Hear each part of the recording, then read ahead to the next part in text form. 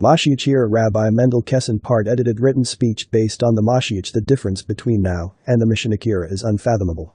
If you think you have an inkling, you are incredibly mistaken. I will tell you one chazal in the Midrash Rabbah at the end of Kahels. It says, the Torah of Moshe Rabbeinu, which is everything we know, Bavli, Yerushalmi, Midrash, Mekilta, Teshuvas, everything, is Hevel, Luft, air, compared to the Torah of the MoShiach. Air. That's how insubstantial it is. Its surface. The Torah of the MoShiach is comparatively substantial. That's what the earth will be filled with the knowledge of God means. Participant, thank you. The second question is, you mentioned the possibility of the MoShiach coming in this year of Shemitah.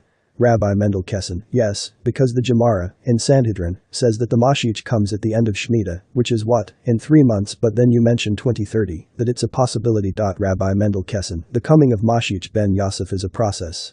He's a real person, but he doesn't just, suddenly, appear. That's a long shire, but just to fill you in, who is the Messiah, not what his name is, I'm not going to tell you that. What kind of person is he? He is somebody that you would never recognize, and there's a midrash about his suffering for the sins of the Jews, suffering terribly. What happens to him? There's a pasuk, verse in Yeshayahu, Isaiah, Pasuk Bes, verse 52, towards the end, which says, Hein Yaskal Avdi, behold, my servant will grow wise. Who is God's servant? There are different opinions.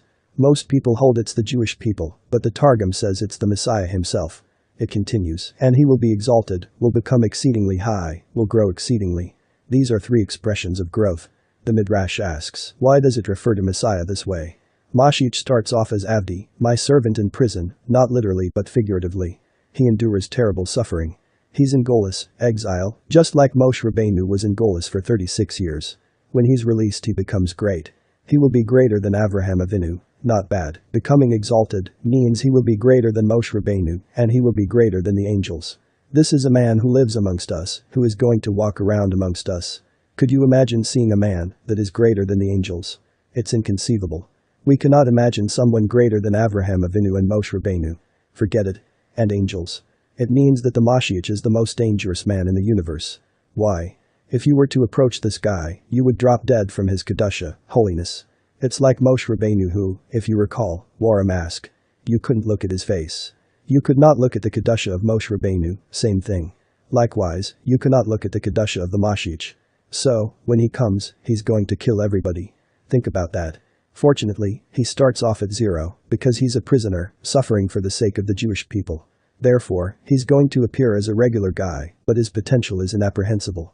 Then he will be released, and he will grow, and, at the same time that he grows, the Jewish people grow with him. That's the incredible thing. And that's what God means by, and I will take you to me. Somehow, God is going to elevate every single Jew to be a formidable Talmid Chacham, scholar, the same as happened by Sinai. This is in order to survive the MoShiach, or else he kills you. Every Jew will grow to a tremendous extent.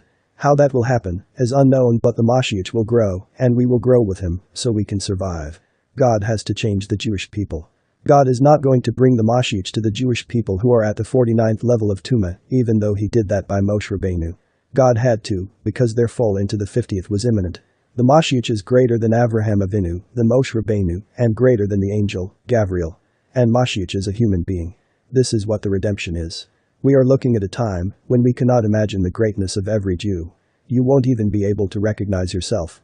You won't. You don't realize what you will become. That's the final redemption.